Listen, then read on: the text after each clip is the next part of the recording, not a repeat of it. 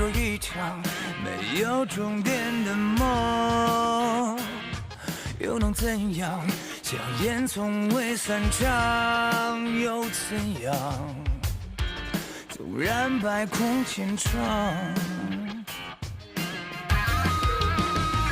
只能够战胜残酷，只能去圈住迷途。他要走的每一步，不犹豫，不彷徨。这夜的形状，长什么模样？用善良捍卫原则立场。多滚烫，燃烧着理想，棱角与锋芒。别去想那些失望，梦想都终将绽放，终将绽放。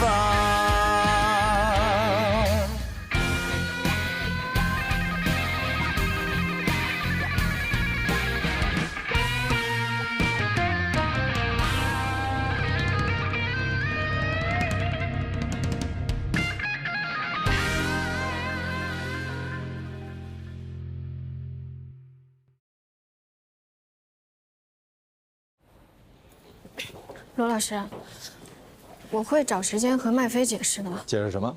解释您的为人。我看你是太闲。去资料室查一下影射型侵权原令的相关资料。喂，我问我妈跟小安说什么了，我妈就急了，给罗琦打电话，俩人就说急了，然后我妈就说要告罗琦。告诉你妈千万别冲动，我是律师，你要相信我。真要走诉讼程序，这是漫漫长路，你懂吗？这官司多少是打了哪一天，你能明白吗？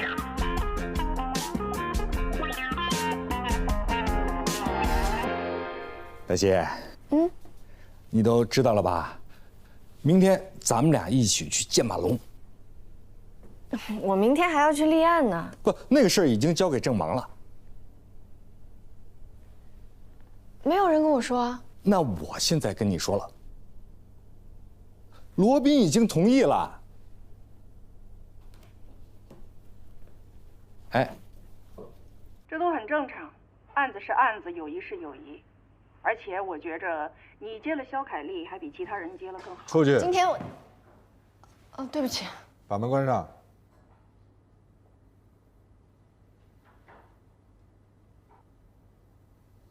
不好意思，我的助理。没事了，我们接着说。能和解就和解，不能和解，他要起诉也没办法。即使你不接，他也会找其他人。顶尖律师也就这么几个，咱们抬头不见低头见，撞上是难免的。你是原告律师，我是被告律师，你们起诉，我们应诉，这就是律师的工作。我们也不是什么敌人。谢谢你。不客气，挂了。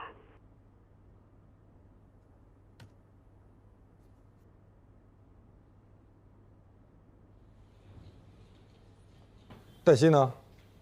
他在何在办公室？怎么要我叫他吗？对，同时告诉他，只要我的办公室门关着，任何人不准进来。你今天怎么了？感觉有点异常。季玉的妈妈要告罗琦，我给罗琦打了好几个电话，他一个都不接。我去给他打一个试试。你不要介入。我有一个电话是专门用来在唯品会下单用的，除了打快递，从来没有打过别人的电话，没有人知道。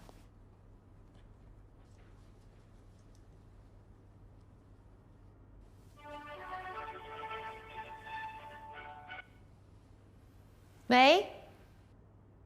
喂。你好，请问是罗琦女士吗？对，什么事儿？幼儿英语了解一下。她没事儿。就是不想接你电话，可能是生你气了吧？好吧。那个黛西，我去跟他解释一下，刚才你肯定把他吓着了。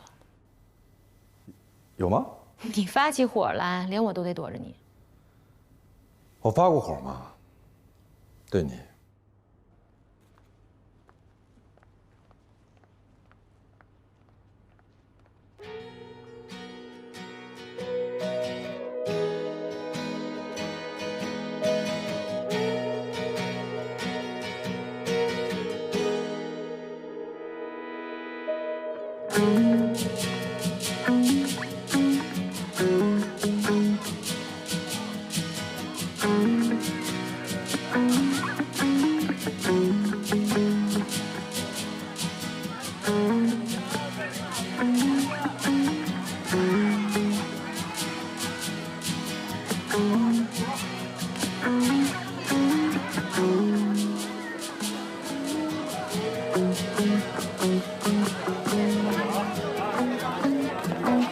蔡同学，你这是3年级吗？哦，哎，不是，什么事儿啊你？我接孩子接孩子啊？你们家孩子叫什么呀？叫纪晓安。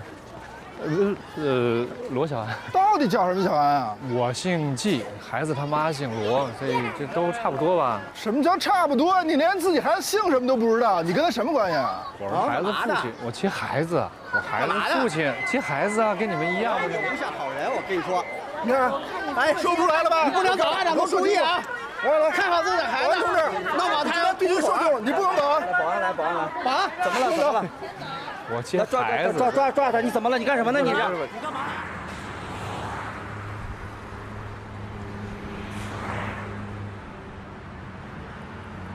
去给肖凯丽起草一份律师声明，下班前交给我。都说些什么？侵犯名誉权，转发要负法律责任，必须立即删除，否则后果自负。人家全文通篇都没有提到过肖凯丽这个名字，人家只是说绿茶 X 这个姓既可以是姓肖，也可以是姓夏呀。你到底是什么原因，在这儿推三阻四呢？恕我直言，我真的觉得您有点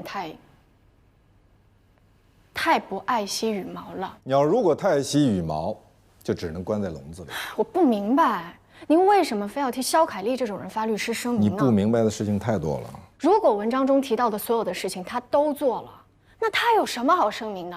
哦，你干都干了，你还不让别人说啊？你为什么学法律？维护正义，公平公正。那我们就来谈一谈什么叫公正，什么叫正义。在此之前，你认识肖凯丽吗？了解她吗？别说了解，根本都谈不上认识。就因为网上有人在疯传她是小三上位，你就认为她寡廉鲜耻，这对肖凯丽公平吗？网上那些攻击她的人，又有多少跟你一样？你们认为这叫正义？我承认我不了解她，那您了解她吗？据我所知，您也不了解吧？您为什么非要替一个自己根本就不了解的人去发律师声明呢？如果您刚发完声明，人家就挖出真相，啪啪打脸，您不觉得很丢人吗？这才考验你律师声明的水平。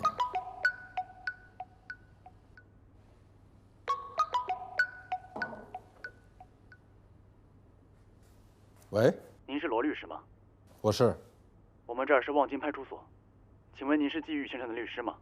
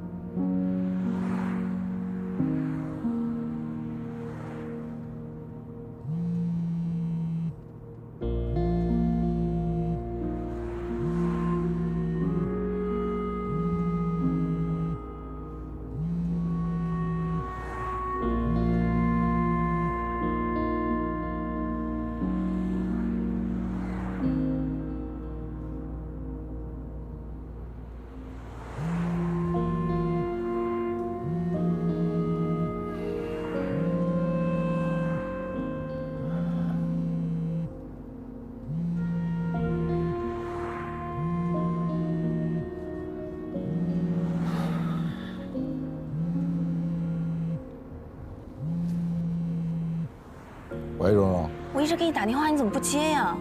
我实在没办法，就找了何塞。我是罗宾。哦，到底出什么事儿了？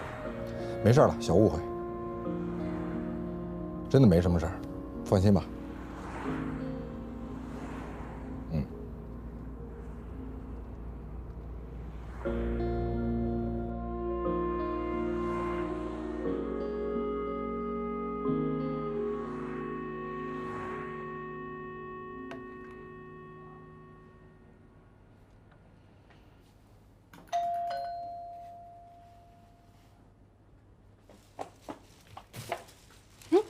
你找谁啊？啊，我找罗琦，他搬走了。搬走了？什么时候的事儿啊？就这一半天的事儿。您确定吗？确定，拉那么大一个箱子，我以为啊他出差呢。那请问您知道他搬哪儿了吗？这个我不太清楚。哦，对了，他给我留了一个电话号码，说是他朋友的，有什么事儿给他朋友打电话。来，您记一下。麦飞。哎，找我啊？罗琦在哪儿？我不能告诉你。为什么呀？罗琦之所以搬家，之所以让小安换学校，那就是想躲开季宇。那如果你知道了，罗宾就会知道；罗宾知道了，那季宇一定会找上门。你知不知道？季宇因为太想念小安，他今天堵小安校门口，被人家当成人贩子给抓了。派出所一个电话打给罗宾，让他去接人。你想吃什么呀？这商场里全是你爱吃的，有你爱吃的重庆火锅。我没有和你开玩笑。我们能不能把工作和生活分开啊？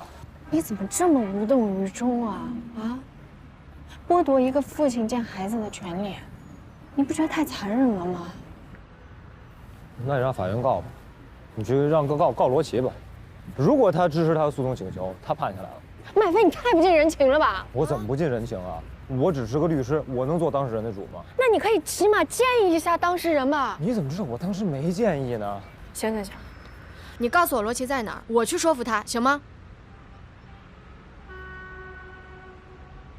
黛西，你辞职吧。你不适合做律师，你得学会抽离，要不然你还活不活了？怎么抽离啊？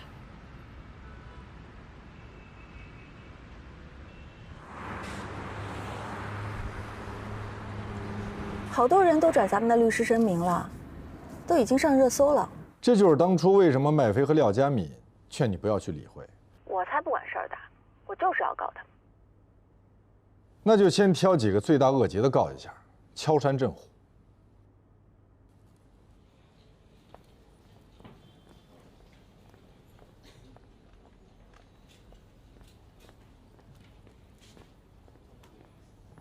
好，那先这样。我过来就是要跟你说一声，我已经接受季玉先生的委托，准备起诉你姐姐罗琦。你现在可以给他打电话核实此事。起诉什么？我们准备诉罗琦故意设置探望障碍，使得探望人无法见到子女，遭受精神痛苦。我们要求精神赔偿，让小安的母亲赔偿小安的父亲。不仅如此，探望权受阻可以成为更改抚养关系的法定诉讼理由。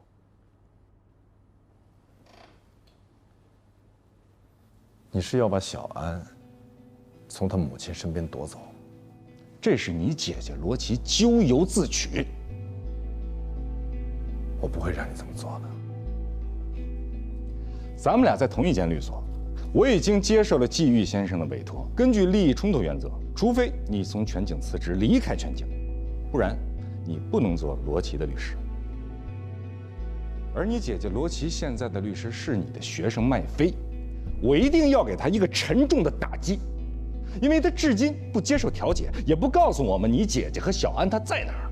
好，我们现在找不到她，那我只能申请法院拘传你姐姐罗琦了。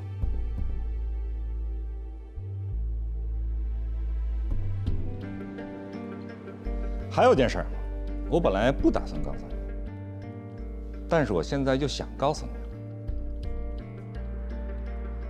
季玉的母亲想要投诉你被我拦住了，你不必谢我。投诉我？投诉我什么？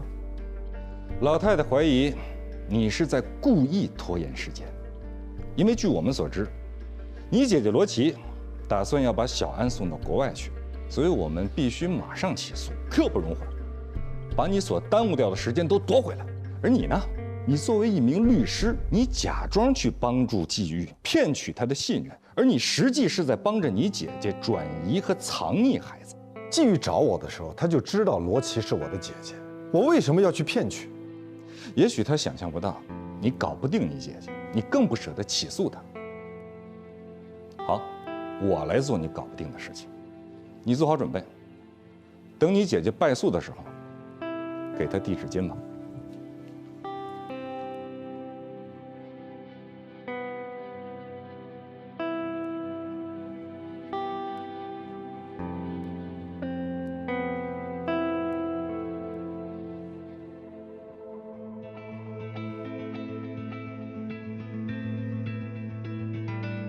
罗宾老师，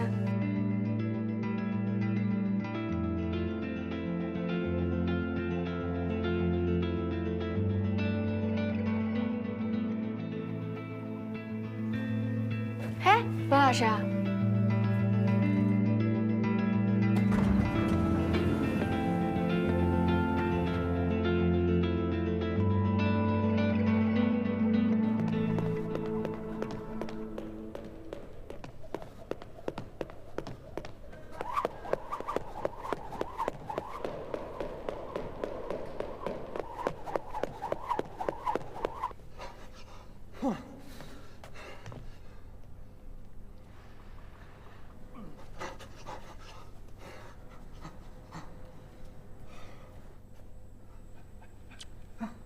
季玉，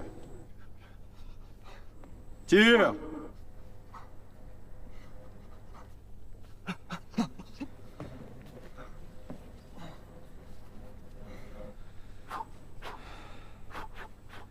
我想跟你好好谈。我不想跟你谈，你靠嘴吃饭，能把黑的说成白的。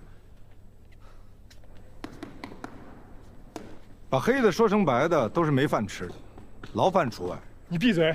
我不想听你说话，听你说话真的很烦。我不想和你交流。你干嘛来这儿啊？你看看这什么地方？拳击馆，靠拳头说话，耍什么嘴皮子？靠拳头说话是吗？要不然呢？好，那咱们就靠拳头说话。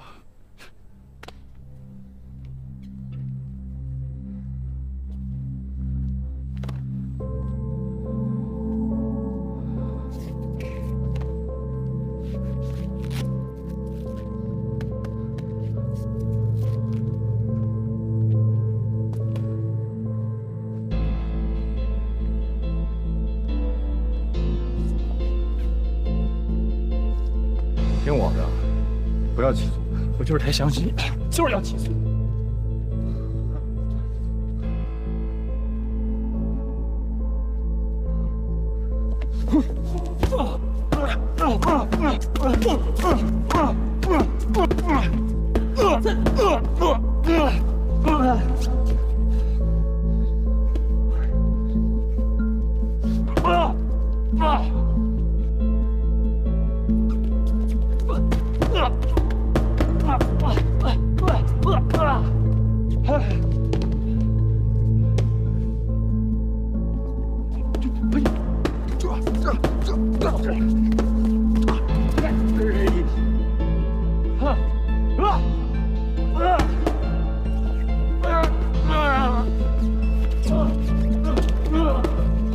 你还知不知道你起诉的人是谁？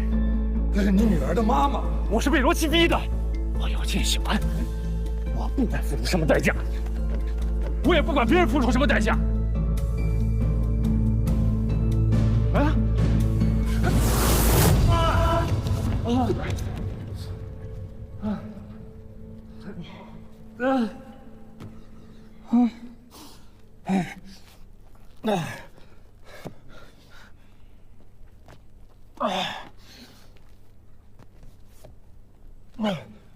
季玉，我提醒你，如果罗琦因此被拘传，小安会恨你一辈子的。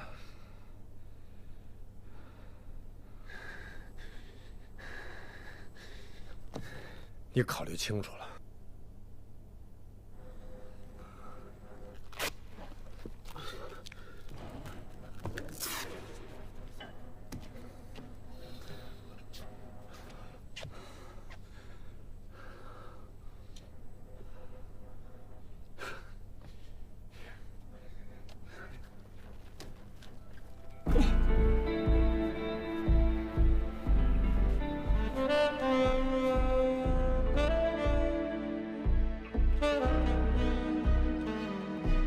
把忧伤丢在等你的伤口，微笑着牵起你的手，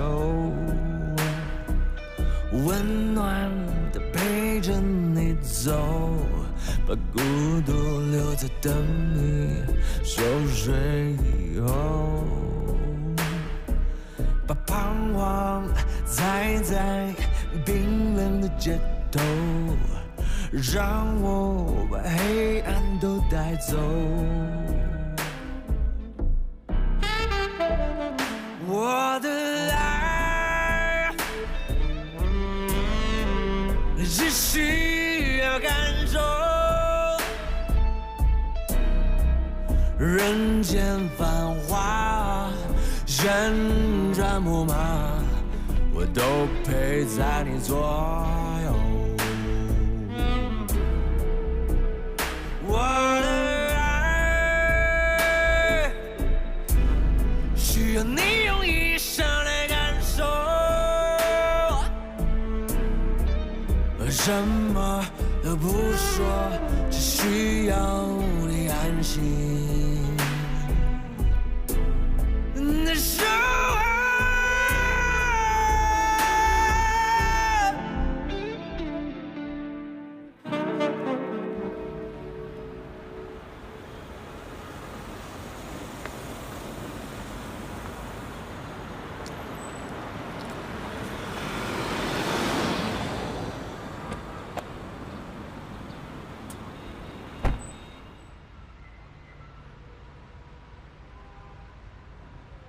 跑步来的，穿得够随意的。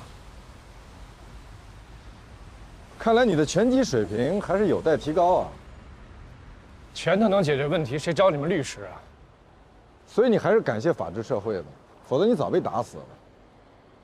记住，我是一个好律师，听我的就不要告。你知不知道我为什么穿这身衣服？知道吗？我想穿的随意吗？我不想，我跑着来的。知道我为什么跑着来的吗？我睡不着，我焦虑，我失眠。一晚上，我一直在想，我到底要不要去告你姐？要不要？你一点不了解我，我太痛苦了。否则我不会早晨5点钟爬起来，我就跑到这儿来，一条街接一条街，一条街接一条街。所以，罗大律师，我没处跟你抬杠，知道吗？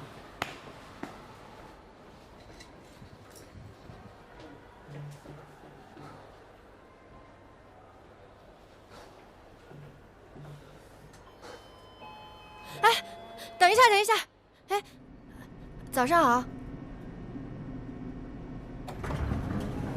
季先生，您几楼啊？同一层。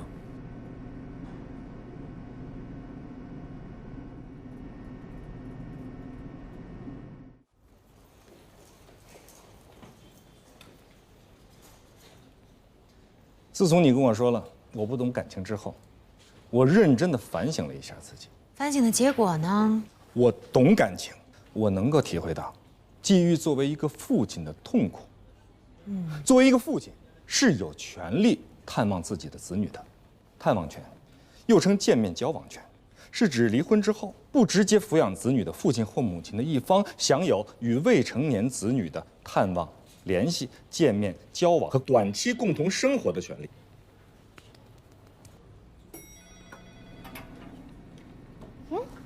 出去啊？没有，我来接人。罗律师好。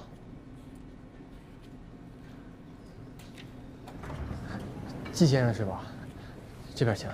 肖凯丽的案子你要跟紧一些，问问大致的开庭时间。麦飞在跟咱们商量，问是否可以和解。那你怎么回答？我认为可以。你为什么觉得可以？人家都已经删了微博，而且也服了软了。那如果我当众羞辱你，然后在私底下找你跟你说算了吧，你开个价，你会答应吗？这不是一个性质的问题。王慧珠为什么要骂肖凯丽啊？难道肖凯丽没有做对不起人家的事吗？我建议你不要当我的助理。就因为我的想法跟您不一样。这罗宾请的是助理呀，还是奶奶呀，还是少奶奶呀？哎，这要是我的助理，我早给他开了。你是法官思维，不是律师思维。你一直在判断谁对谁错，而不是在维护你当事人的权益。我是在维护他的权益，但是帮理不帮亲啊。律师就是应该尽一切可能，帮助自己的当事人争取最大的权益。我认为最大的权益是公平。如果你已经预设立场，你已经做不到公平。我没有预设立场，我只是觉得肖凯丽她在这件事情上并没有那么占理。如果你不认同你的当事人，甚至讨厌你的当事人，认为他不值得同情和帮助，你就不应该接受他的委托。抚养权纠纷，没有一个大律师愿意接这样的案子。如果不是因为罗宾，你也不会接。我不是因为罗宾，我是因为蓉蓉。蓉蓉是我表妹，我是她表哥，我们从小一块儿长大的。她求我，我是懂感情的。是吗？你以为我是跟罗宾致谢？不是我以为，是所有人都这么以为。那就是所有人都错了。我希望呢，你也跟罗宾去解释一下，啊，如果他能说服罗琦，我乐享其成。我也不愿意对簿公堂。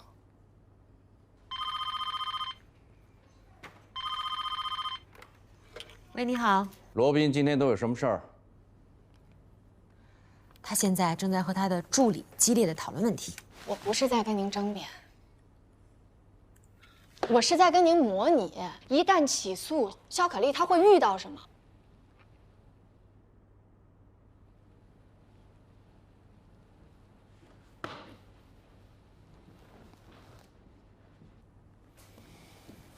罗律，我们在开会，你有什么事儿吗？你既然非要上法庭，那我们就先来模拟一下。怎么模拟？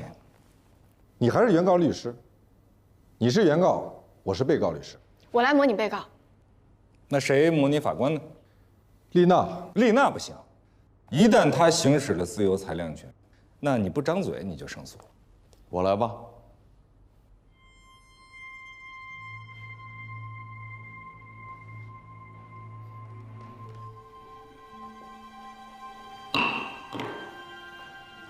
开庭。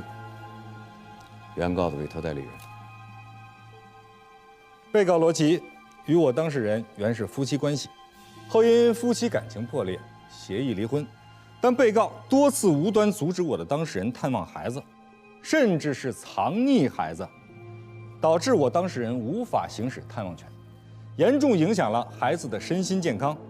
且被告未经我当事人同意，擅自将婚生女儿纪晓安改成了罗小安，请求法院判决：一、变更婚生女儿纪晓安抚养权；二、本案诉讼费用由被告承担。鉴于被告拒绝履行法定探望权的义务，为维护我当事人和子女的合法权益，特根据《中华人民共和国民事诉讼法》的规定，原告已经向贵院依法申请强制执行，但被告拒绝履行，因此原告才诉请变更抚养权。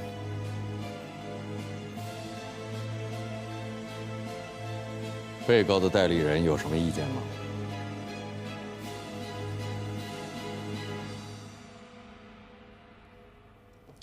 被告的委托代理人还有什么意见？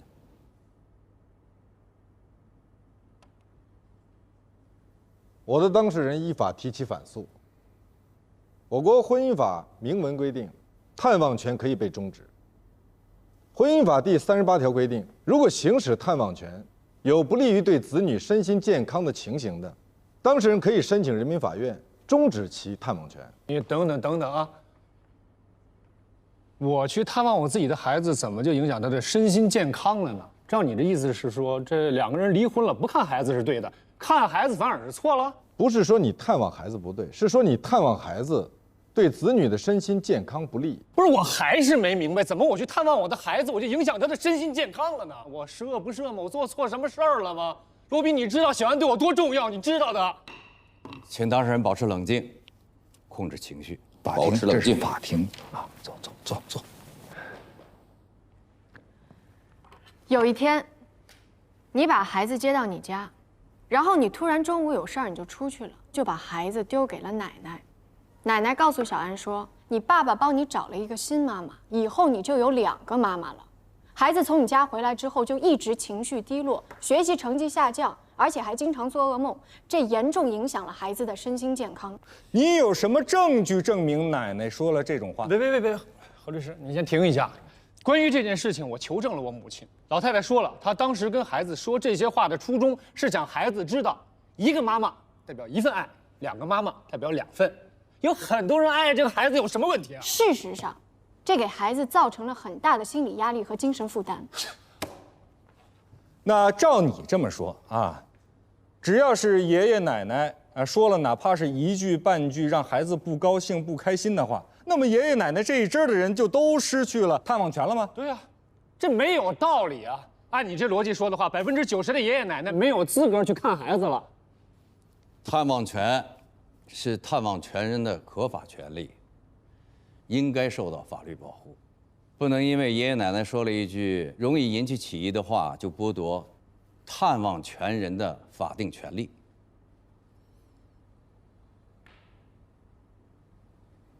被告，还有什么理由吗？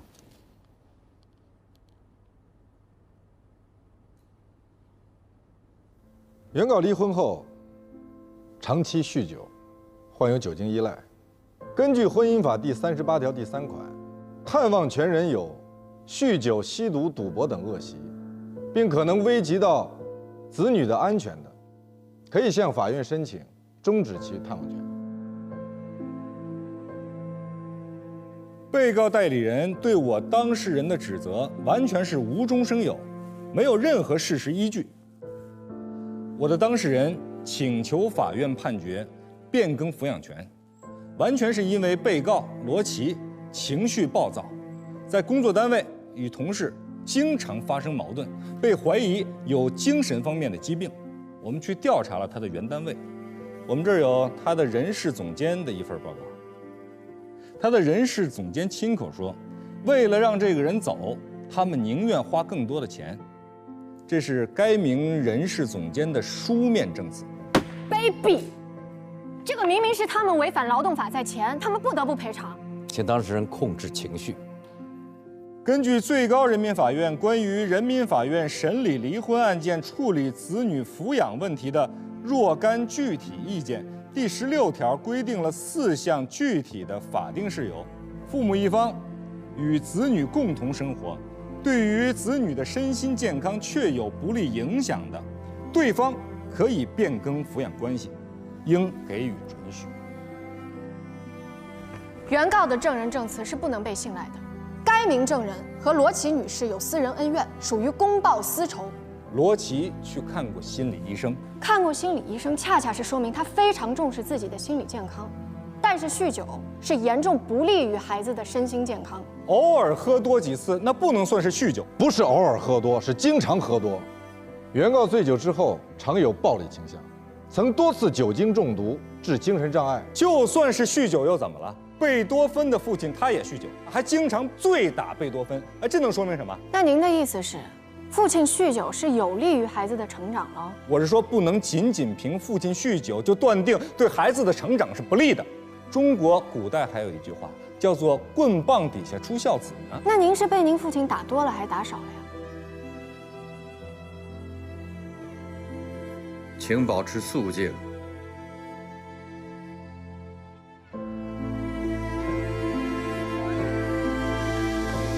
小安，小安，小安。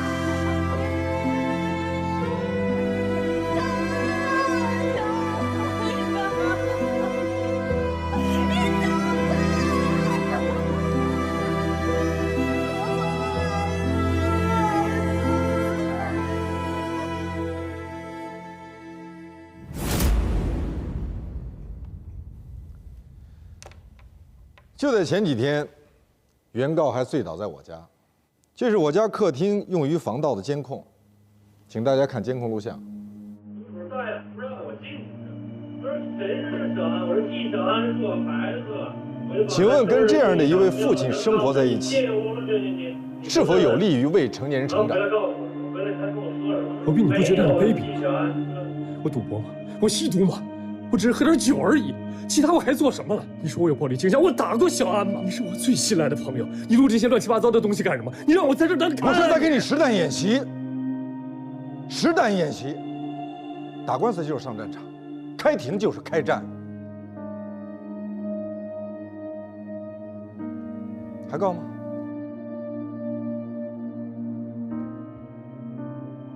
还告吗？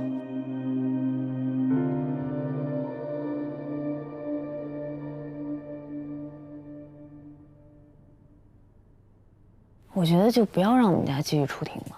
不，出庭也可以啊，但是有一点，记住，你一定不能生气啊！冲动是魔鬼，如果别人发现你是魔鬼了，那怎么会支持你的诉讼请求呢？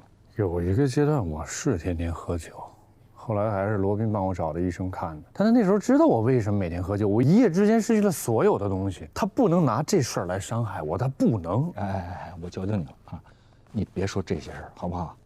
既然你请了我，我说话，你不要说话。可是这变更孩子抚养权对于罗琦来说，他太残忍了吧？是你妈想要小安，跟他有什么关系啊？那咱如果是真打这官司上了庭，是不是还是有可能会像今天这样？我刚才说过了啊，今天这只是一个模拟，如果真的是实战的话，这只能算是个热身。而且我还提醒你，你如果真的跟罗琦对簿公堂了，那你就不能再这样儿女情长了啊！你们俩就是敌人。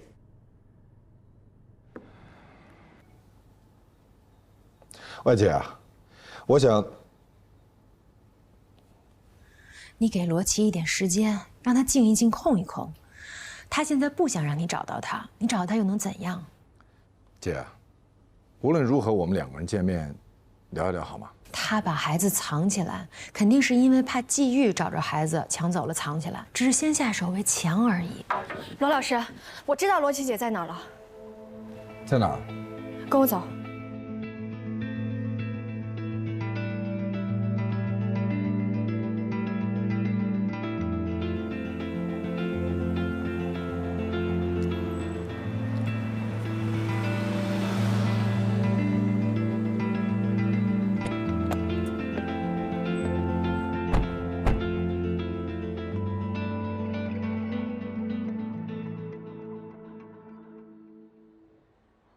如果是这样的话，您看您能不能找出一些关于对方类似于赌博呀、酗酒啊，或者说是虐待子女这方面的证据呢？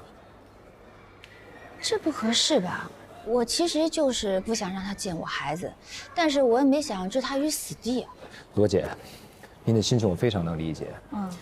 但是打官司从某种程度上来讲，就是在比狠，比谁狠，要不然就不打了。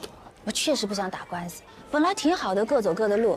他结个婚，对吧？我带着孩子好好过，井水不犯河水的。您想的是井水不犯河水，可对方不想啊，对方想的是井水河水都想要。现在是对方在搞您，要求法院强制执行探网权，所以您现在应该想的是如何面对被告、被诉、被执行。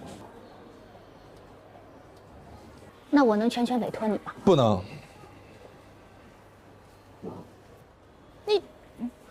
你怎么找来的？你在我身上装 GPS 了？能让我跟我姐姐聊聊吗？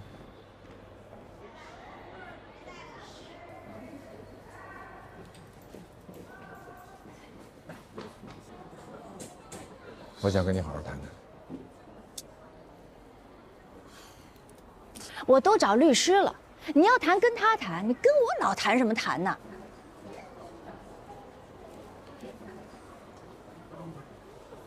那好，那我先给你普及一下法律知识。我是犯法了吗？我犯法了，你就把我抓起来。你能不能别闹了？你这都是闹情绪。法律规定，我跟你说，法律规定这些事情太深奥了，我根本听不懂。好，那我跟你说大白话哈。小安出生之后，当时你生病了，住院住了很长一段时间，所以小安那时候就跟着他奶奶在一块生活，包括中间也生活过一段时间，包括去年你出国去考察。小安也是一直跟着他奶奶，所以说，如果人家对方要求，法院是会去考虑的。小安是从我肚子里出来的孩子，他忙活了10分钟，我忙活了10个月，凭什么归他呀？自动取款机啊，谁插卡归谁呀？那你告诉我，你怎么跟小安解释以后他见不到他爸爸？你怎么跟他说？出国读书，出国呀，那就不用解释了。钱呢？我有啊。谁给的？季玉当初净身出户，把所有的东西都给了你。那是他自愿的。是，他是自愿。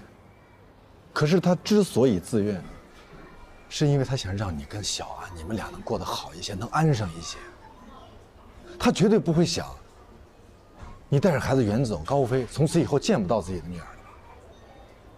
麦飞，哎呀，麦飞，你跟踪我？手机上有定位这个功能，我就使用一下这个功能而已。你如果不想让我找到你的话，你可以把这个软件关了呀。你要是关了的话，我就找不到你了。你真的生气啦？我也不知道。哎呀，什么叫你也不知道？就是字面的意思。那你到底是生气还是没生气啊？我说了，我现在真的不知道。我最近很累，我也很烦。